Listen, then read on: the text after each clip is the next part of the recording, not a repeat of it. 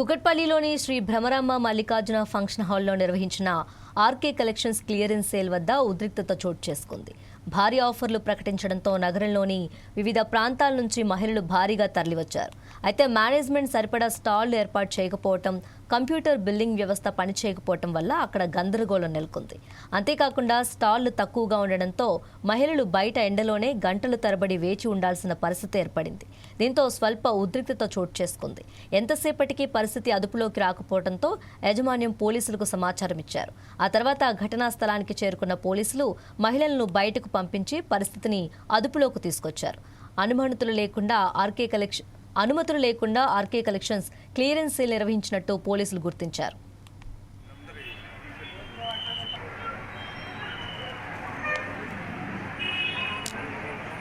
ఎందుకు ఇస్తారు అడ్వర్టైజ్మెంట్? ఎందుకు ఇస్తారు?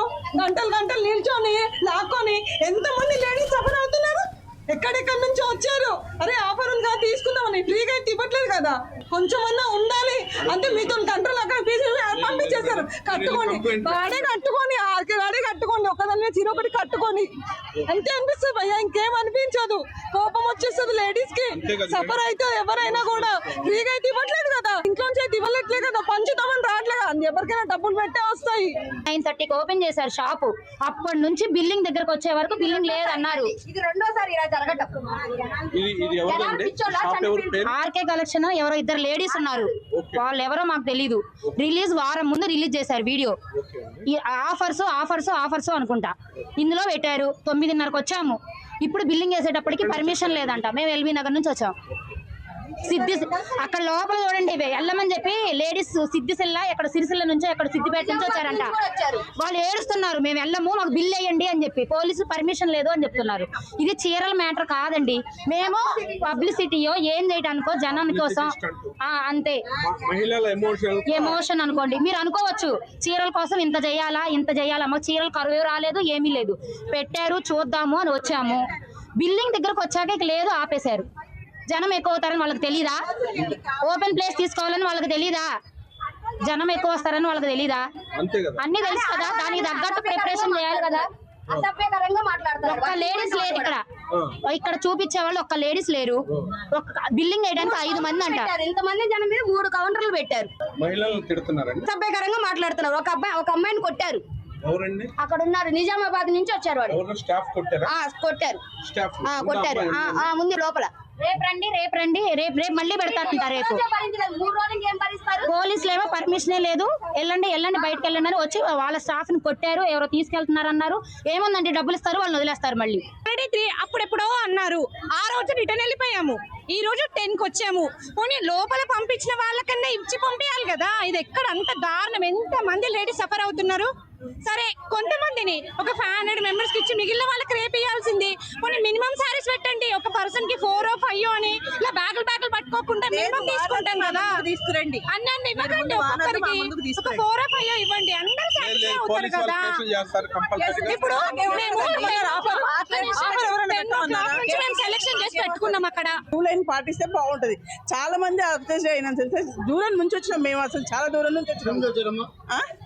మేము బిహెచ్ఎల్ నుంచి వచ్చినామండి. చాలా దూరం నుంచి వచ్చినాం. అంటే బయటకు వెళ్ళిపోమంటున్నారు సార్. అసలు బయటకు వెళ్ళిపోమంటాం మేడం, కానీ బయటకు వెళ్ళిపోమంటాం. కానీ అన్ని రూల్ అండ్ రెగ్యులేషన్ ఉండాలి కదా మనకు. ఇట్లా సడన్ గా ఆడియకుండా ఉంటే అయిపోతుంది కదా. మేము రాగానే ఇళ్లలో ఉండటం, ఎండల పడి వచ్చాం కదా, దానికి ఏం చేయాలి చెప్పాలి. అసలు పోలీసులు అలౌ చేయలేదు సార్. గేట్లకెళ్ళి బయటకు వెళ్ళి కొట్టేస్తున్నారు మమ్మల్ని. బయట పడిపోయాము, ఇంకా బట్టలతో అలానే బయట కూర్చుని పోయాం చెట్ల కింద. అసలు ఏం అర్థం కాలేదు 10 నిమిషాలు. కానీ ఆ లేడీస్ మీద కొట్టడం చాలా తప్పు. వాళ్ళు ఎందుకు కొడుతున్నారు మరి? పెట్టుకోవచ్చు, దీనికి మళ్ళీ పర్మిషన్ కూడా లేదంట. మరి పర్మిషన్ ఇవ్వకుండా ఎలా పెట్టారు మరి మాల్లో?